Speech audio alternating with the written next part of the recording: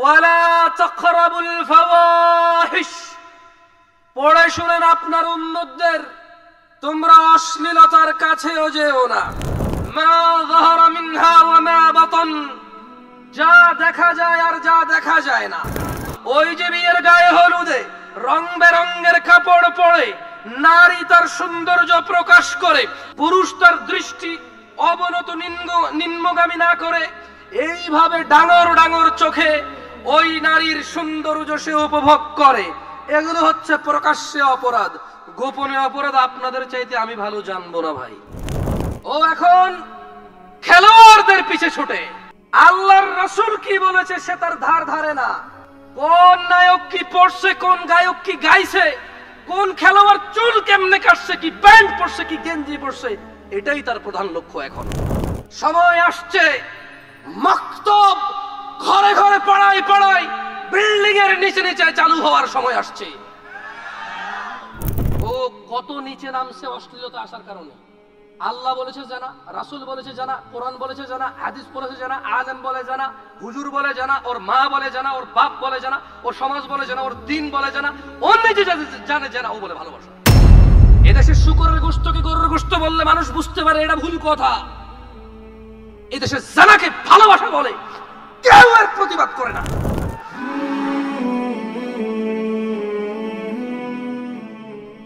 আসসালামু আলাইকুম ওয়া রাহমাতুল্লাহি ওয়া বারাকাতুহু। আলহামদুলিল্লাহ ওয়াসসালাতু ওয়াসসালামু আলা রাসূলিল্লাহি ওয়া বা'দ। প্রশংসা আল্লাহ তাআলার, যিনি এক বিন্দু তুচ্ছ পানি থেকে সুন্দরতম অবয়বে প্রেরণ করেছেন আমাদের এই পৃথিবীতে নর এবং নারী হিসেবে। আলহামদুলিল্লাহ। অসংখ্য দুরূদ ও সালাম নাজিল হন মুস্তাফা সাল্লাল্লাহু আলাইহি ওয়াসাল্লামের উপর, যার পরে এই পৃথিবীতে আর কোনো নবী রাসূল আগমন করবেন না।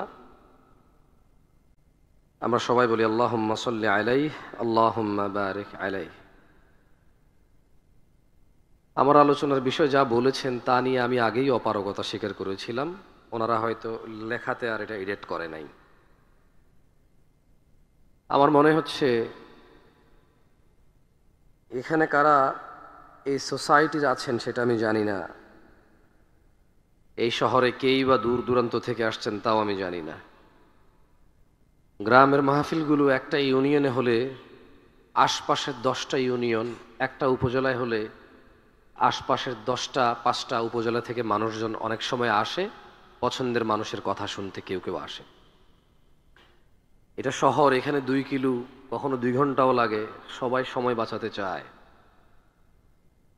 যতদূর অনুভব করছি বেশিরভাগই আশপাশেরই হবেন, হয়তো কেউ কেউ হয়তো দূর দূরান্ত থেকে আসছেন। আলোচনার বিষয় রাখতে চাচ্ছি অশ্লীলতা।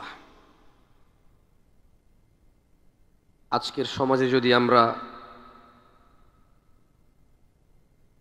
আমাদের হারাম উপার্জন, অশ্লীলতা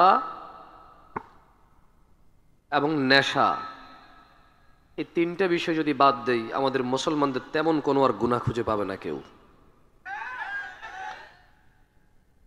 আমাদের অধিকাংশই আমরা একই অপরাধ বারে বারে লিপ্ত, সেটা হচ্ছে জিনা ব্যভিচার। আমাদের অধিকাংশ আমরা হারাম, জঘন্যতম হারামে লিপ্ত হই শুধু উপার্জনের জন্য। মিথ্যা বলি, ডাকাতি করি, চুরি করি, দুর্নীতি করি, ধোঁকাবাজি করি, কৌশল করি, শুধু উপার্জনকে লক্ষ্য রেখে। এবং খাওয়া দাওয়ার ক্ষেত্রে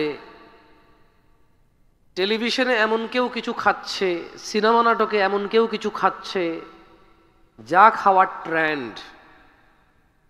যেমন বিয়ের খাওয়া, একটু 5 স্টার হোটেলে গিয়ে মাঝে মধ্যে পাবে যাওয়া, বড় কোনো মেহমান আসলে একটু 2 বোতল অথবা 2 গ্লাস মদ নিয়ে এভাবে একটার সাথে একটা বাড়ি দিয়ে খাওয়া।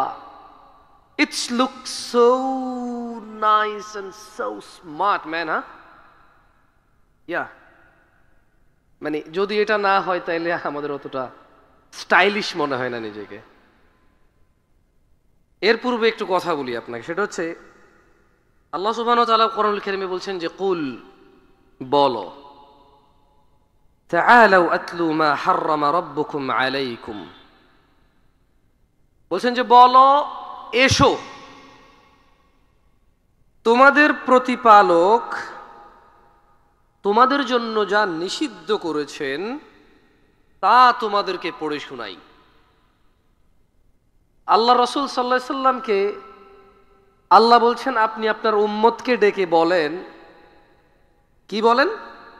তাআলাউ, আসো, আতলু মা হাররামা রাব্বুকুম আলাইকুম, তোমাদের পড়ে শোনাই যা তোমাদের প্রতিপালক তোমাদের জন্য নিষিদ্ধ করেছে, হারাম করেছে। তা কি? আল্লা তুশরিকু বিহি শাইআ, তোমরা তোমাদের রবের সাথে অংশীদারিত্ব করবা না। ওয়াবিল ওয়ালিদাইনি ইহসানা, পিতামাতার সাথে সৎ ব্যবহার করবা। ওয়ালা তাকতুলু আওলাদাকুম মিন ইমলাক, এবং দরিদ্রতার ভয়ে তোমাদের সন্তানদের হত্যা করবা না। কেন? আল্লাহ বলছেন আপনি এদের পড়ে শোনান, নাহনু নারযুকুকুম ওয়া ইয়্যাহুম, ওদের পড়ে শোনান যাতে সন্তান সন্ততি হত্যা না করে রিজকের ভয়ে। কেন আল্লাহ বলছেন নাহনু নারযুকুকুম, আমরাই তোমাদের রিজিক দেই, অন্ন বস্ত্র সুস্থতা খ্যাতি সম্মান যা কিছু আছে সব কিছু আল্লাহই দেয়।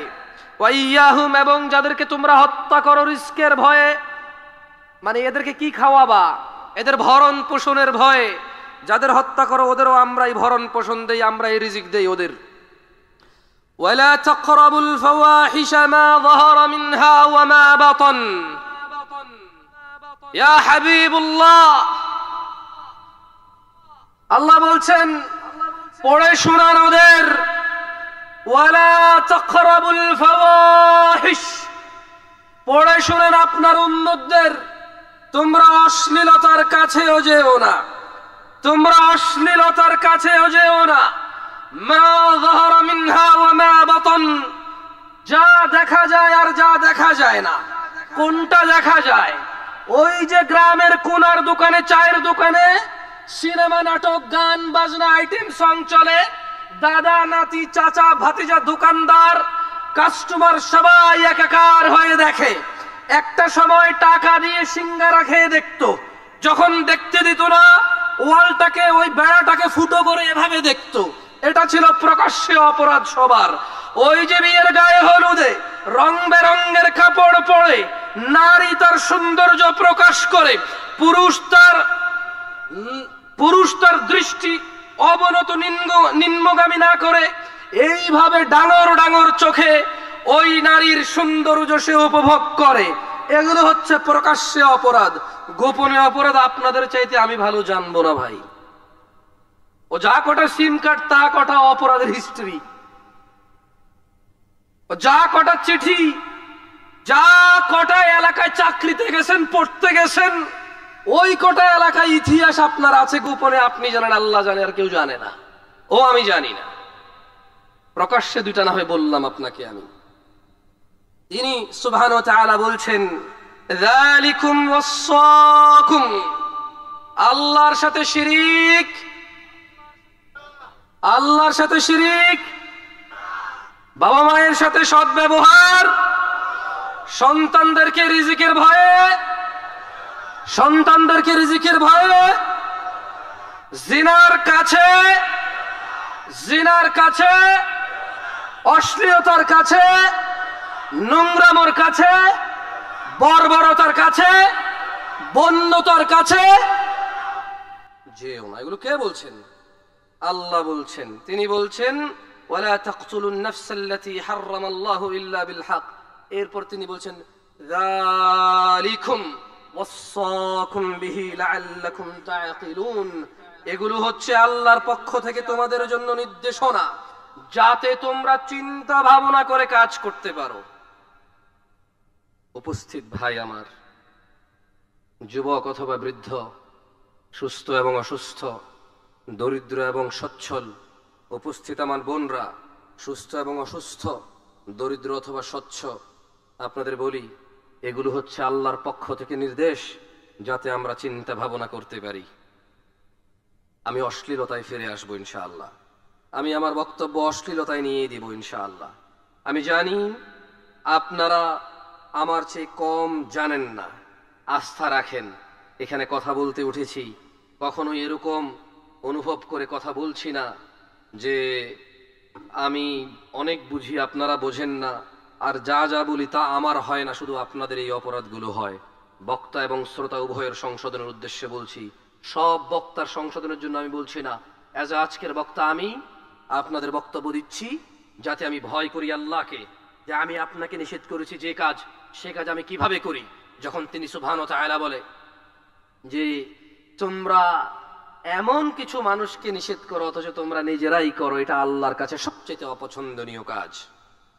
আমি চাই ওই আয়াত আমাকে থামাক যখন আমি আপনাকে নসিহত করি, যাতে এই নসিহত আমাকে থামায় আমার অপরাধ থেকে। আর দেখেন আপনার কোনো কাজে আসে কিনা। আমি তো কোনো মাদ্রাসার ছাত্র না, কোনো স্কুলের ছাত্র না, কলেজ ইউনিভার্সিটির চোখে আমি দেখিনি। একবার গেছি, আমার এক খালাতো সম্বন্ধী নিয়ে গেছে, দেখার পরে ঢুকছি, ঢুকার পরে যেমনে সবাই বসে আছে, আমি বললাম ভাই বের হবো বের হবো বের হবো ভাই। আমি বললাম যে না, এখানে আর থাকা যাচ্ছে না, ভাল লাগছে না। আমার মনে হয় 2 মিনিট টিকি নাই আমি। হয়তো কলেজ ইউনিভার্সিটি স্কুলের ভিতরের পরিস্থিতি হয়তো ভালো, তবে বাহিরে খুব একটা ভালো লাগেনি আমার। আমার ভালো না লাগা যে একবারে খারাপ তা না, আপনার কাছে ভালো লাগতেও পারে। বলেন তো এই পৃথিবীতে 1 সেকেন্ড কেউ কিনতে পারবে? 15 মিনিট অনেক সময় না? বলেন তো একটা হাদিস মানুষের জীবন পরিবর্তনের জন্য যথেষ্ট কিনা? একটা আয়াত যথেষ্ট কিনা জান্নাতের জন্য?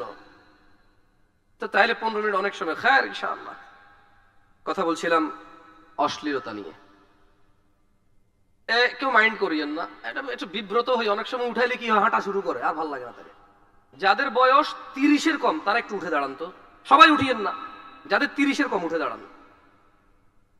আসসালাম, লা ইলাহা ইল্লাল্লাহ, তাকবীর তাকবীর তাকবীর, লা ইলাহা ইল্লাল্লাহ লা ইলাহা ইল্লাল্লাহ লা ইলাহা ইল্লাল্লাহ লা ইলাহা ইল্লাল্লাহ।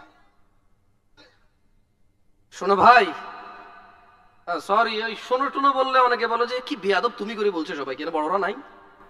যারা বড় আছেন আপনারা হচ্ছেন আপনি, আর যারা তোমরা আছো তোমরা। ওকে, বেশিরভাগ তোমাদের বলবো, বড়দের বেশি বলবো না। পরে বড়রা বলবো যে আমি দুনিয়াতে আগে আইছি না, তুই আগে আইছিস বেটা, তোর থেকে কম বুঝি। হ্যাঁ, বয়সের একটা শিক্ষা আছে না। আঙ্কেল আমি হার মানছি আপনার কাছে, তোমরা ঠিক আছো তো? যাও তোমাদের বলি, আঙ্কেল আপনাদেরও মাঝে মধ্যে বলবো।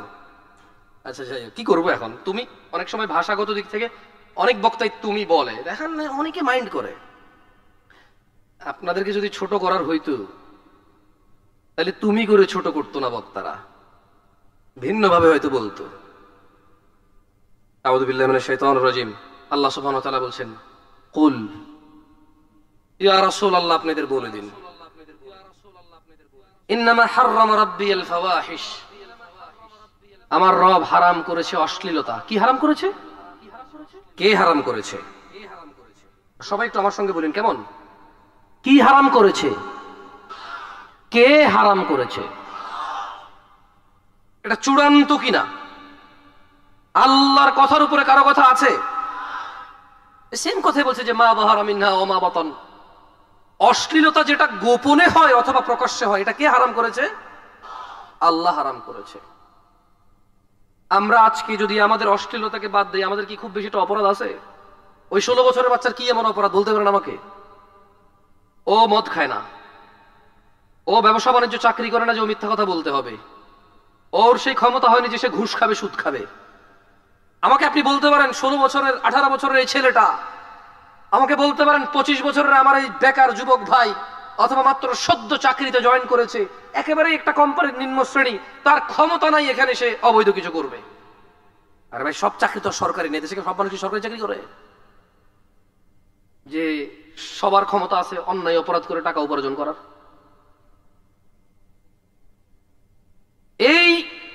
এই আমার ভাইটার, ওই যে ক্লাস 7-8 আমার বোন, ওই যে ক্লাস 10 আমার বোন, ইন্টার ফার্স্ট ইয়ারের আমার বোন, আপনি বলতে পারেন অশ্লীলতা বাদ দিল, অন্যায়টা কি বলতে পারেন?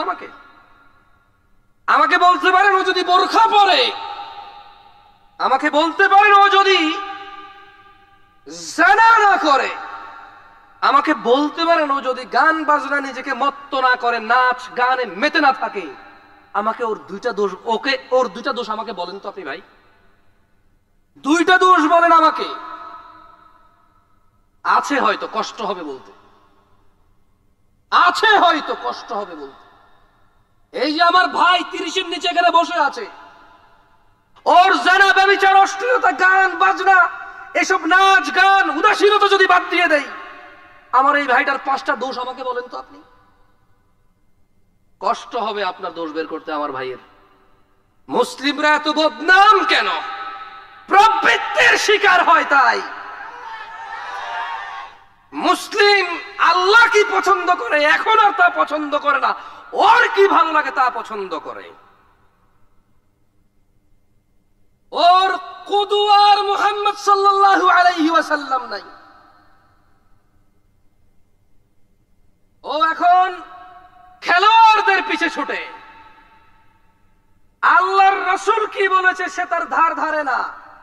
কোন নায়ক কি পড়ছে, কোন গায়ক কি গাইছে, কোন খেলোয়াড় চুল কেমনে কাটছে, কি প্যান্ট পরছে, কি গেঞ্জি পরছে, এটাই তার প্রধান লক্ষ্য এখন। আল্লাহ আমাদেরকে বুঝার তৌফিক দান করুন। একটা হাদিস বলে আমি আমার বক্তব্যের একদম শেষের আগের পর্বে আসবে, পরে কয়েকটা আয়াত পড়ে আপনাদের শোনাবো ইনশাআল্লাহ। দেখেন আপনাদের কোনো কাজে আসে কিনা, দেখেন হৃদয় কম্পিত হয় কিনা। আহা, ফিরাউনের গল্প শুনেছেন, কোরআন যেহেতু খুলে দেখেননি, হাদিস যেহেতু পড়েননি, এত যেহেতু ইন্টারেস্ট নাই, ও যতই কোরআন সুন্নাহ হোক, বছরে 2 বছরে একবার শুনে আপনার কাছে গল্পই মনে হতে পারে এটা।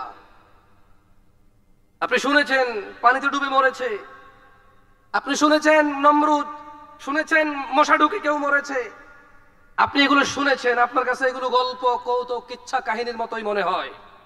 যেহেতু আপনি আর ধার ধারেননি এগুলো কি আসলে, যেহেতু আমি ধার ধারেনি আমার কাছে এরকম মনে হতে পারে। এই জন্য একটা হাদিস বলে দেখেন, আমার সাথে পড়তে পারবেন? মক্তবে ফিরে যেতে পারবেন? সময় আসছে মক্তব ঘরে ঘরে, পাড়ায় পাড়ায়, বিল্ডিং এর নিচে নিচে চালু হওয়ার সময় আসছে। এসব কেজি, সোয়া, পোয়া, এগুলা কোনো কল্যাণ নাই, কোনো কল্যাণ নাই। এসব টন মনে, কল্যাণ আছে বাচ্চার মক্তবে।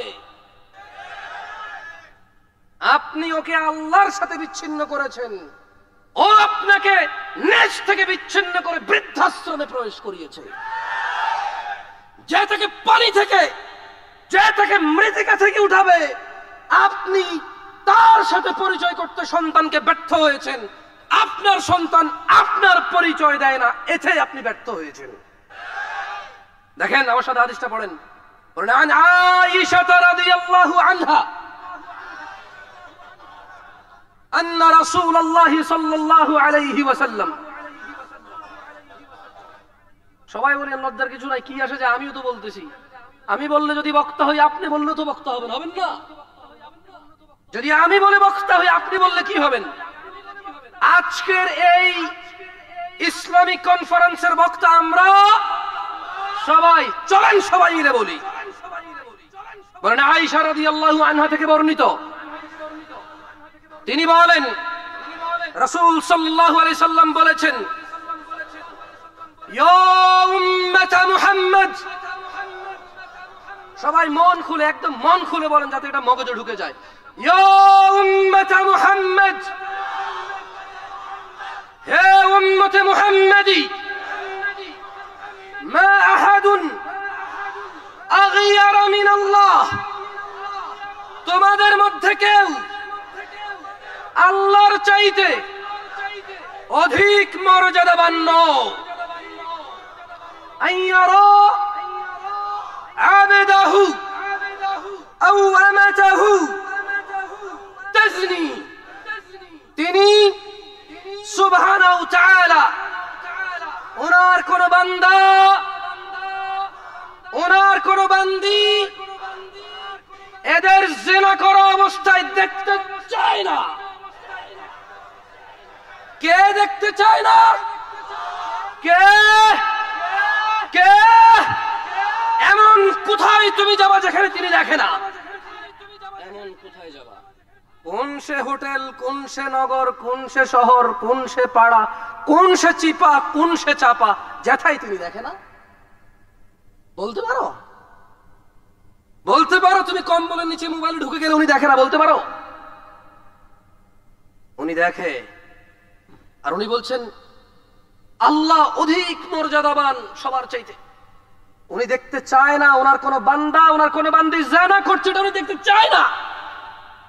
বলছেন ইয়া উম্মত মুহাম্মদ, হে উম্মতে মুহাম্মাদি সাল্লাল্লাহু আলাইহি ওয়াসাল্লাম, লাউ তা'লামুনা মা আ'লাম, আমি মুহাম্মদ মুস্তাফা যা জানি ও উম্মতরা যদি তোমরা জানতা, লাদহিকতুম কলিলা, অল্প হাসতা, ওয়ালা বাকিতুম কাসীরা, অধিক কাঁদতা। সরি ভাই, বহুত চিন্তা করে আসছি, উত্তরা অনেক পশ এলাকায় আসছি, খুল হয়ে কথা বলতে পারি নাই, দুঃখিত। এ চেতে খেপেই গেছি আমি। আমার এই অভ্যাস কবে যে বদলাবে, এই দোষ আর আমার যাবে না।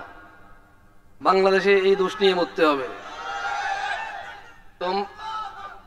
তোমরা আস্থার আগে আমি চিন্তা করছি, শেখ এত সুন্দর একটা বক্তব্যে দাওয়াত দিছে, উত্তরায় যাচ্ছি, সুন্দর সুন্দর বিল্ডিং, পরিষ্কার পরিচ্ছন্ন রাস্তাঘাট, লোকজন বেশিরভাগই সচ্ছল, মাশাআল্লাহ, ইংরেজিতে কথা বলা মানুষ, সুন্দর বাংলায় কথা বলা মানুষ, গাড়ি বাড়িওয়ালারা আসবে। I am going to do something next level, এমন কুল হয়ে কথা বলবো, পারলাম না। I am really sorry about that. আসলেই পারি নাই।